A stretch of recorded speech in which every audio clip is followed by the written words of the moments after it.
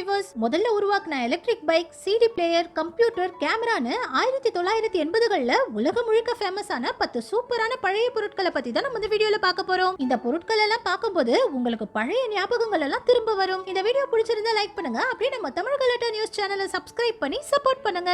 நம்ம முதல்ல பார்க்க போறது வீடியோ கேமரா. 1983ல சோனி நிறுவனம் தான் முதல்ல வயர்லெஸ் வீடியோ கேமராவை அறிமுகப்படுத்தினாங்க. பேட்டா மூவிங்கிற பேர்ல இத ரிலீஸ் பண்ணாங்க. இதுதான் வயரே இல்லாம ரிலீஸ் ஆன முதல் கேமரா. இதுல இந்த பெரிய கேசட்டை போட்டு தான் வீடியோக்களை ரெக்கார்ட் பண்ண முடியும். ரெக்கார்ட் பண்ண வீடியோவை விசிஆர்ல போட்டு தான் பார்க்க முடியும். உடனே இதுக்கு போட்டியா ஃபிஷர் பிரைஸ்ங்கிற நிறுவனம் PXL 2000ங்கிற இந்த கேமராவை 1987ல ரிலீஸ் பண்ணாங்க. எடுக்கிற வீடியோவை உடனே டிவிலையும் பார்த்துக்கலாம். இதுல சின்ன கேசட்டை போட்டு வீடியோவை ரெக்கார்ட் பண்ண முடியும். ஆனா இப்போ மொபைல்லயே எல்லா ஃபீச்சர்ஸும் வந்துருச்சு. அடுத்தது சிடி பிளேயர். கேசட்டுகளுக்கு அப்புறம் ரேடியோ கார்ப்பரேஷன் ஆஃப் அமெரிக்காங்கிற நிறுவனம் தான் 1952ல டிஸ்க் வடிவத்துல கேசட்டுகளை உருவாக்குனாங்க. விசிஆர் கேசட்டுகளை விட இந்த சிடி டிஸ்க்ல ரொம்பவே வேகமா ஃபாஸ்ட் ஃபார்வர்ட் எல்லாம் பண்ண முடியும். 4 கேசட்டுகள்ல ஸ்டோர் பண்ற படத்தை இந்த ஒரு டிஸ்க்லயே ஸ்டோர் பண்ண முடியும். இந்த டிஸ்கையே மாடலா வச்சு 1982ல கோடக் நிறுவனம் கோடக் டிஸ்க் 4000ங்கிற இந்த கேமராவை அறிமுகப்படுத்தினாங்க. இதுதான் அந்த காலகட்டத்தில் ரிலீஸ் ஆன ரொம்பவும் சின்ன கேமராவும் கூட. இதுல டிஸ்க் வடிவத்துல பிலிம் ரோல்ஸ் எல்லாம் இருக்கும். இதுல எடுத்த போட்டோக்களுடைய குவாலிட்டிகள் எல்லாம் ரொம்பவே மோசமா இருக்குது பாருங்க. ஆனா இதுதான் அந்த காலகட்டத்துல இருந்த ரொம்பவும் ஃபேமஸான கேமரா.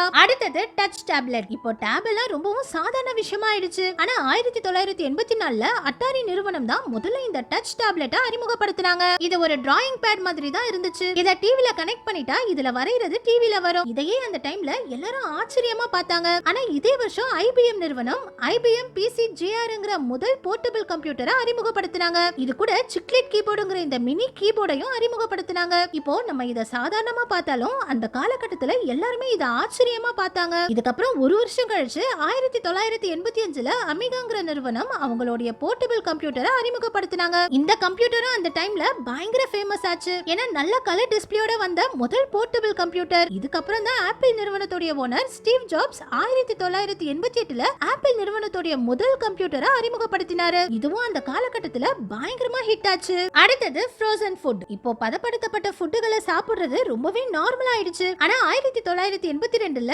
கோல்கேட் நிறுவனம் தான் முதல்ல இந்த ஃப்ரோசன் ஃபுட்டை பொதுமக்களுக்கு அறிமுகப்படுத்தினாங்க. ரொம்பவும் செலவு பண்ணி எல்லா இடங்கள்லயும் ப்ரமோஷன் பண்ணி கோல்கேட் நிறுவனம் இந்த ஃப்ரோசன் ஃபுட்டை அறிமுகப்படுத்தினாங்க. ஆனா அந்த டைம்ல மக்களுக்கு இந்த ஃப்ரோசன் ஃபுட்ங்கிறது ரொம்பவே புதுசு. இத ஸ்டோர் பண்ணி வைக்கிறதுக்கு எல்லாரும் வீட்லயும் அப்ப ஃப்ரிட்ஜும் கிடையாது. இதனால ஃப்ரோசன் உணவுகளை யாரும் வாங்கல. கோல்கேட் நிறுவனத்துடைய இந்த முயற்சி மிகப்பெரிய தோல்வியில போய் முடிஞ்சது. இதே மாதிரி 1989ல காலையில எழுந்து டீ காஃபி குடிக்கிறவங்க எல்லாம் பெப்சியை குடிக்க வைக்கணும்னு பெப்சி நிறுவனம் பெப்சி ஏஎம்ங்கிற அதிக கெஃபைன் இருக்கிற இந்த ட்ரிங்க்ஸை அறிமுகப்படுத்தினாங்க. அதாவது நம்ம குடிக்கிற காஃபியை விட இதுல 2 மடங்கு அதிகமான கெஃபைன் இருந்துச்சு. ஆனா இதுவும் மிகப்பெரிய ஃபெயிலியர்ல தான் போய் முடிஞ்சது. அடுத்தது எலக்ட்ரிக் பைக். இப்ப எல்லா வாகனங்களும் எலக்ட்ரிக்கா மாறிக்கிட்டு இருக்குது. ஆனா 1985ல சின்கிளாரியர்ங்கிற நிறுவனம் தான் C5ங்கிற இந்த முதல் எலக்ட்ரிக் பைக்கை அறிமுகப்படுத்தினாங்க. இது அதிகபட்சமாவே 15 கிலோமீட்டர் ஸ்பீட்ல தான் போகும். பழைய மாடல் பேட்டரிங்கிறதுனால சார்ஜும் சீக்கிரமா இறங்கிடும். இதனாலேயே இந்த பைக்கும் அந்த டைம்ல ஃபெயிலியர் ஆயிடுச்சு. இதே மாதிரி நிசான் நிறுவனம் 1987ல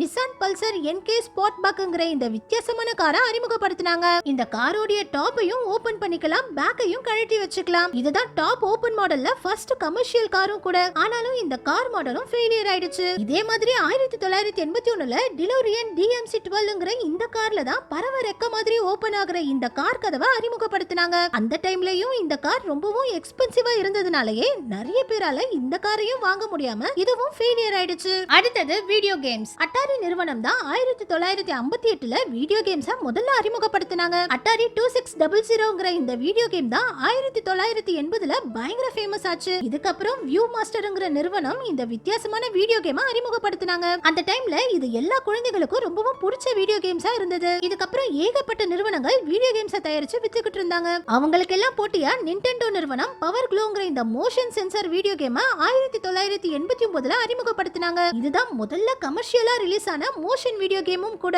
இது வயர்லெஸ் கூட கிடையாது. ஜாய்ஸ்டிக்கு பதிலா கிளவுஸ் மாடல்ல இத கொடுத்து வித்தியாசமா இத அறிமுகப்படுத்தினாங்க. ஆனாலும் இது நார்மல் வீடியோ கேம்ஸ் மாதிரி சேல்ஸ் ஆகாம ஃபெயிலியர்ல தான் போய் முடிஞ்சது. அடுத்தது ஸ்மார்ட் வாட்ச். இப்ப நார்மல் வாட்சை விட ஸ்மார்ட் வாட்ச்களை தான் அதிகமா மக்கள் பயன்படுத்துறாங்க. 2004ல மைக்ரோசாஃப்ட் நிறுவனம் தான் ஸ்மார்ட் வாட்ச்ங்கிற பேர்ல முதல் ஸ்மார்ட் வாட்சை பொதுமக்களுக்கு விற்பனைக்கு கொண்டு வந்தாங்க. இந்த வாட்சை ஸ்மார்ட் பர்சனல் ஆப்ஜெக்ட் டெக்னாலஜில உருவாக்கி இருக்கிறதா சொன்னாங்க. இந்த வாட்ச்ல தான் முதல் முறையா news, weather, stock update update, FM ரேடியோன்னு நிறைய விஷயங்களை ஒரு வாட்சுக்குள்ள கொண்டு வந்தாங்க. ஆனா அந்த டைம்ல இந்த வாட்சுக்கு மந்த்லி சப்ஸ்கிரிப்ஷன் எல்லாம் வச்சிருந்ததுனால நிறைய பேர் இந்த வாட்சை வாங்கல. இதே மாதிரி ஜியோ ஸ்லீப் மானிட்டர்ங்கிற இந்த டிவைஸ் தான் முதல்ல நம்ம தூங்கும் போது நம்ம எவ்வளவு நேரம் தூங்குறோம், ப்ராப்பரா தூங்குறோமா இல்லையாங்கிறத மானிட்டர் பண்ற டிவைஸா விற்பனைக்கு வந்தது. இதுக்கு தலையில இந்த பெல்ட்டை மாட்டிக்கிட்டு இந்த டிவைஸை பக்கத்துல வச்சுக்கிட்டே படுக்கணும். டேட்டா ஸ்டோரேஜுக்கு நம்ம எஸ்டி மெமரி கார்டு வேற போடணும். ஆனா இப்போ இதுவும் சிம்பிளா ஸ்மார்ட் வாட்ச்லயே வந்துருச்சு.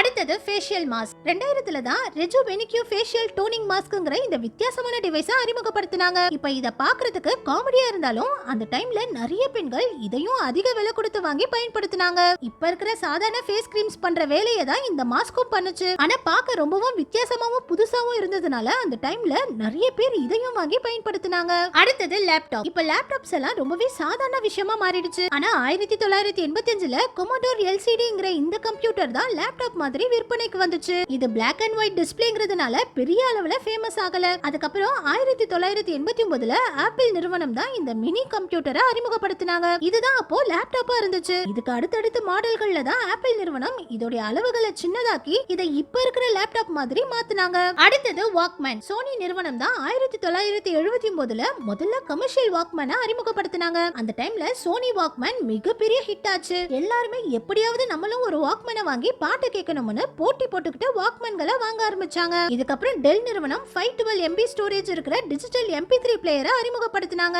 இத பார்த்து எல்லாரும் ஆச்சரியப்பட்டுட்டு இருக்கும்போது ஆப்பிள் நிறுவனம் அவங்களுடைய ஐபோட அறிமுகப்படுத்தினாங்க. இப்ப மொபைல்லயே பாட்டு கேட்கறதுனால நிறைய பேருக்கு இந்த வாக்மேன்களுடைய அருமை தெரியாது. வாக்மேனுக்கு பேட்டரி வாங்குறது, கேசட் வாங்குறதுன்னு அந்த டைம்ல பாட்டு கேட்கறதே ஒரு மிகப்பெரிய விஷயமா இருந்துச்சு. மைக்ரோசாஃப்ட் நிறுவனம் கூட ஜோனுங்கிற இந்த MP3 பிளேயரை ஐபோடுக்கு போட்டியா அறிமுகப்படுத்தினாங்க. ஆனா ஆப்பிள் நிறுவனம் அடுத்தடுத்து ரொம்பவும் ஸ்லிம்மான ஐபோடுகள் எல்லாம் அறிமுகப்படுத்தினதுனால மத்த நிறுவனங்களுடைய MP3 பிளேயர் எல்லாம் ஃபெயிலியர் ஆயிடுச்சு. நம்ம கடைசியா பார்க்க போறது நோக்கியா மொபைல். மொபைல்னாலே நோக்கியா தான்ங்கிற அளவுக்கு அதிகமான மக்கள் இந்த நோக்கியா மொபைல்களை தான் பயன்படுத்திக்கிட்டு இருந்தாங்க. இதுதான் 1982ல நோக்கியா ரிலீஸ் பண்ண ஃபர்ஸ்ட் மொபைல். அடுத்தடுத்து ரிலீஸ் பண்ண மாடல்கள்ல இதோட அளவுகளை குறைச்சிக்கிட்டே வந்தாங்க. 2000ல ரிலீஸ் பண்ண 3310ங்கிற இந்த மொபைல் தான் அதிக எண்ணிக்கையில சேல்ஸ் ஆன மொபைல். நீங்க யாரெல்லாம் இந்த மொபைலை யூஸ் பண்ணிருக்கீங்கன்னு கமெண்ட்ஸ்ல சொல்லுங்க. 2003ல நோக்கியா என்கேஜ்ங்கிற இந்த கேமிங் மொபைலை அறிமுகப்படுத்தினாங்க. கேம் விளையாடுறதுக்காகவே ரிலீஸ் பண்ண முதல் மொபைலும் இதுதான். இதனால இதுவும் அந்த டைம்ல நிறைய பேருடைய ட்ரீம் போனா இருந்துச்சு. ஆனா டச் ஸ்கிரீனோட ஸ்மார்ட் போன்கள் வந்ததுக்கு அப்புறம் இந்த நோக்கியா மொபைலும் காணாம போயிடுச்சு.